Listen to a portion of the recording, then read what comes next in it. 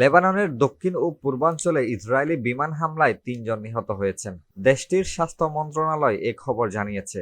কাতার ভিত্তিক সংবাদ মাধ্যম আল জাজিরা জানায়, প্রথমে লেবানন কর্তৃপক্ষ জানিয়েছিল যে ২ জন নিহত হয়েছে।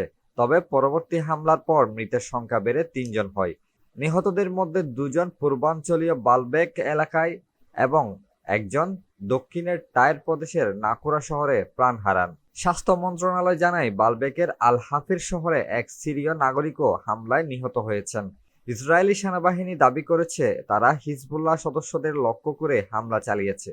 তাদের বিবৃতিতে বলা হয়, পূর্ব লেবাননে আলী হুসেইন আল মুসওয়াউই নামে এক হিজবুল্লাহ সদস্যকে হত্যা করা হয়েছে।